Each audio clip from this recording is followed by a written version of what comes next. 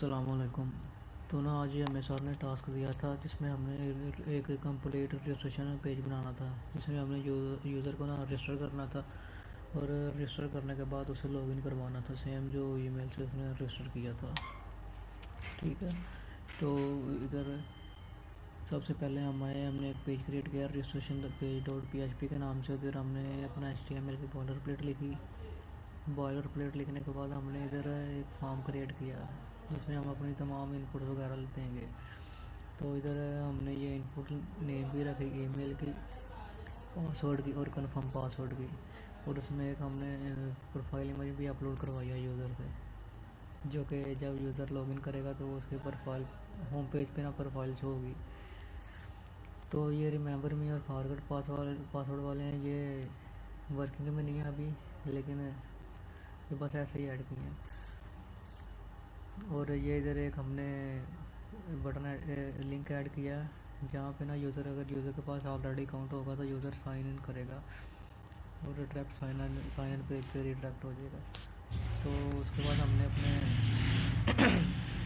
इस backend registration page का जो बैकएंड कोड था वो लिखा। सबसे पहले हमने अपना टीवी कनेक्शन किया, उसके बाद चेक किया टीवी कनेक्ट हो गई है कि नहीं। और टीवी कनेक्शन सक्सेसफुल होने के बाद ना हमने ये जो अपने जितने भी वेरिएबल्स हैं जो हमें रिक्वायर्ड हैं उनको हमने मतलब पहले लिख लिया। और उसके बाद ना हमने जो प्रोफाइल यूज़र अपलोड कर रहा था उसको भी एक ना फाइल में सेव कर लिया फोल्डर में, ताकि हम उसको बाद में इजीली एक्सेस कर सकें। और उसको मतलब सेव इस तरह किया, सबसे पहले हमने प्रोफाइल नेम रखा। प्रोफाइल ने मतलब जो भी पिक्चर का नेम था वो सेव किया। उसके बाद जो पिक्चर जहाँ से आ रही थी उसको टेम्परेरी नेम दिया है कि ये टेम्प नेम से, और उसको सेव किया एक वेरिएबल में प्रोफाइल 2, ताकि हम बाद में ना इजीली एक्सेस कर सकें। और ये एक फंक्शन है जो कि ना हम मतलब फाइल सेव करवाने के लिए यूज़ करते हैं।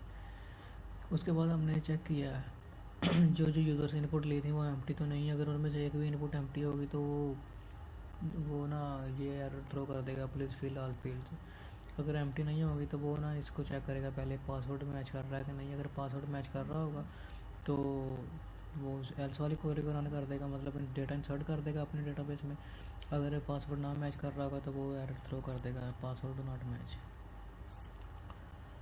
उसके बाद हमने इधर ये अपना रजिस्ट्रेशन पेज कंप्लीट किया, और इसको कंप्लीट करने के बाद ना हमने ये अपना लॉगिन पेज क्रिएट किया है, डिज़ाइन किया है।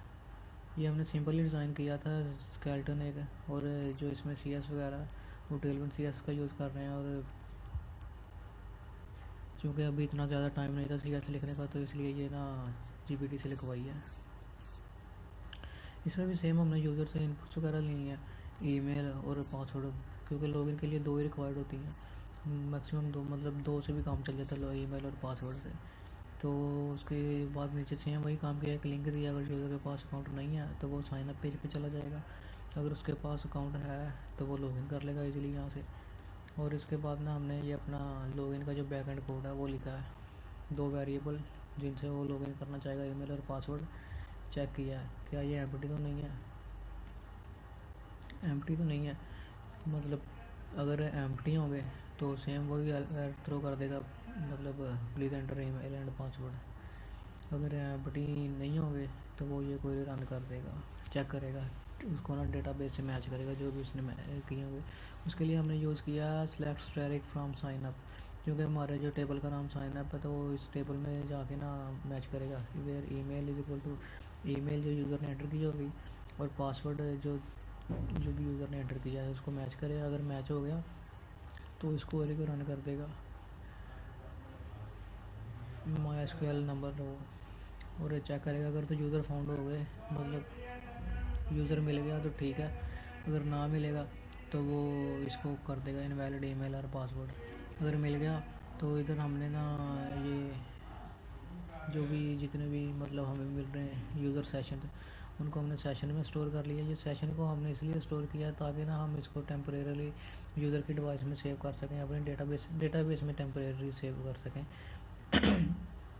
और और सेशन इसलिए हम यूज़ करते हैं ताकि ना हम इस जो भी डेटा यूज़र नेम या यूज़र पासवर्ड प्रोफाइल इसको अपनी दूसरी फाइल में एक्सेस कर सकें। जैसे कि इधर हमने लॉगिन पेज में एक्सेस होम पेज में एक्सेस किया इसे, ये देखें।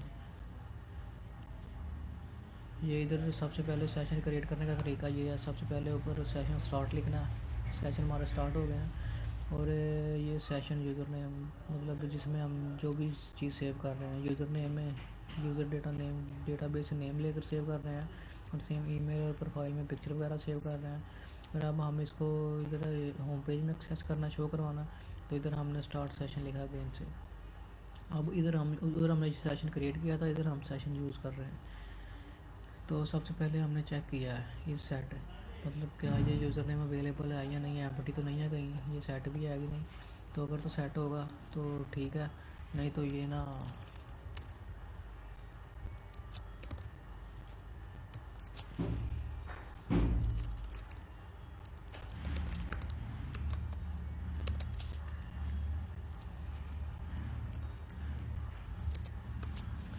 अगर सेट होगा तो ये सेशन को रन कर देगा, अगर नहीं होगा तो फिर ये वापस यूज़र को रजिस्ट्रेशन पेज पर रिडायरेक्ट कर देगा ताकि वो साइन अप करे, बाद में इधर आए थे लॉगिन करे। तो ये यूज़र नेम जो भी हमने उधर सेट किया था उसको हम यूज़ कर रहे हैं। अब यूज़र नेम वेरिएबल में स्टोर किया, यूज़र ईमेल और यूज़र प्रोफाइल में स्टोर किया ताकि हम नीचे अपने जो भी HTML का कोड है इसमें एक्सेस कर सकें। इसके बाद हमने ये सिंपल वही HTML का कोड लिखा है, हेडिंग क्रिएट किया है वेलकम, उसमें PHP का कोड इंसर्ट करके ये जो यूज़र नेम का ऊपर वेरिएबल स्टोर किया था, वेरिएबल में जो भी यूज़र का नेम स्टोर किया था उसको इधर लिख दिया। उसको इधर लिखने के बाद ईमेल भी लिखी है यूज़र की और ये इधर प्रोफाइल यूज़र की शो करवा दी है। ये करवाने के लिए सबसे पहले हमने PHP का कोड लगाया, PHP स्टार्ट किया और उसमें चेक किया यूज़र की प्रोफाइल एम्प्टी तो नहीं है। अगर यूज़र की प्रोफाइल एम्प्टी होगी तो ये टेक्स्ट शो कर देगा नो इमेज अपलोडेड। अगर मतलब इमेज मिल गई तो ये इमेज टैग से उसकी इमेज शो हो जाएगी। ये एक सिंपल सा टास्क था जो आज सर ने दिया था।